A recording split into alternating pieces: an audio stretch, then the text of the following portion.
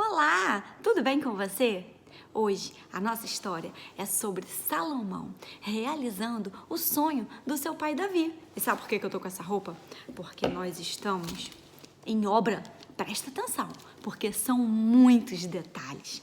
Sabe o que eles estão construindo? Eles estão construindo um templo, o Templo de Salomão. Vamos pensar antes então nessa palavra templo. Você já ouviu falar? Sabe, eu vou te contar. Hoje em dia, nós vivemos numa época em que o Espírito de Deus habita nos corações, não em lugares. Isso quer dizer, nós somos o verdadeiro templo de Deus. O lugar em que a gente se encontra, sabe, o espaço da igreja, com paredes, com chão, com teto, na verdade, é um lugar de comunhão. Não é o lugar que Deus mora. Sabia disso? Sim, pois é. Mas isso era diferente na época de Salomão. O templo, sim, naquela época, representava o lugar que Deus moraria. Ali, naquele lugar, o povo prestaria culto e adoraria a Deus. E então, vamos começar nossa história. Desde a saída do Egito, o povo de Israel montava uma grande tenda para adorar a Deus. Sim, e essa tenda era chamada de tabernáculo. Você pode repetir comigo? Tabernáculo. Agora a sua vez? Isso aí. O povo vivia viajando no deserto, né?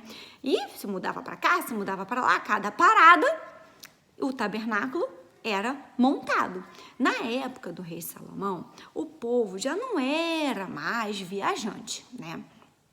E aí, quando Davi trouxe a Arca da Aliança de volta, abrigou em uma tenda em Jerusalém, construindo um tabernáculo.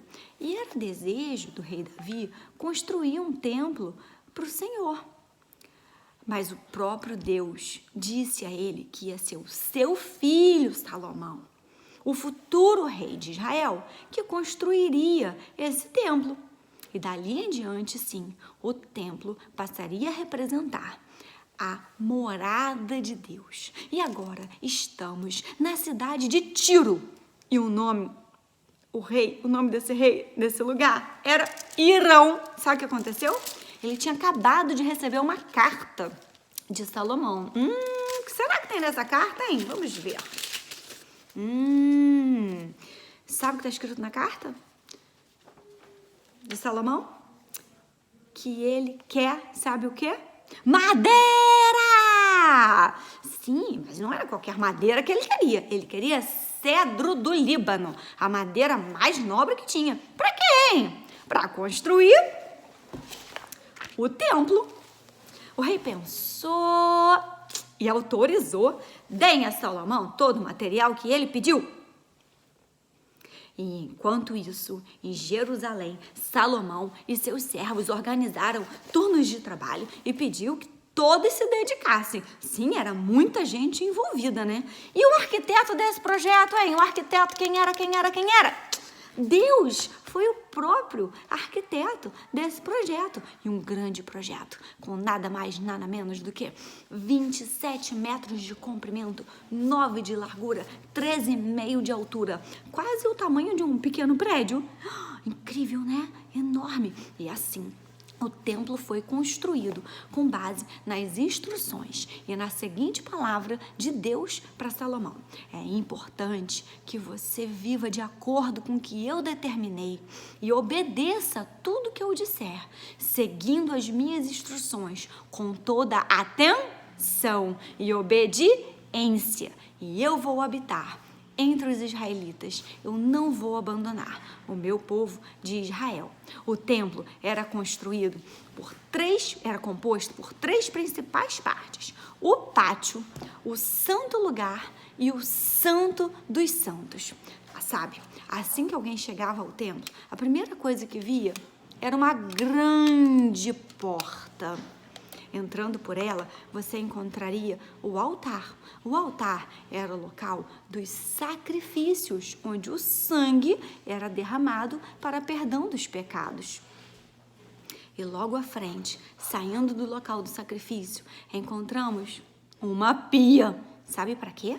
Nela se limpava toda a impureza. Tá reparando uma coisa? Tudo no templo aponta para Jesus.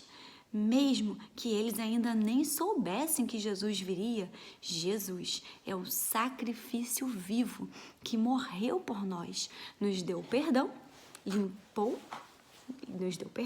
limpou os nossos pecados e nos faz possível chegar, nos relacionar até Deus.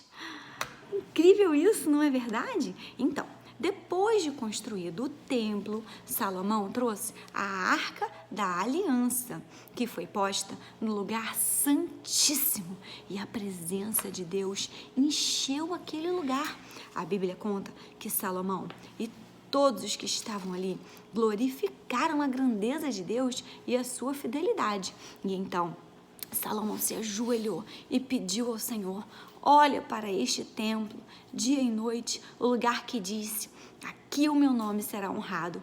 E ele pediu algo mais: Senhor, nós clamaremos a ti quando acontecer. Ouça-nos, Deus. E depois disso, Salomão abençoou o povo. E no final da sua bênção, ele disse assim: para que todos saibam, ao olhar para nós, que Deus é o nosso Senhor. E depois disso, então, o povo de Israel comemorou com uma grande festa a construção do templo do Senhor. Sabe, Deus não habita em nenhum lugar mais hoje em dia feito por mãos. O trono é o nosso coração, que a glória do Senhor, assim como encheu o templo, aquela casa, também encha o seu coração, e que o trono do seu coração tenha Jesus.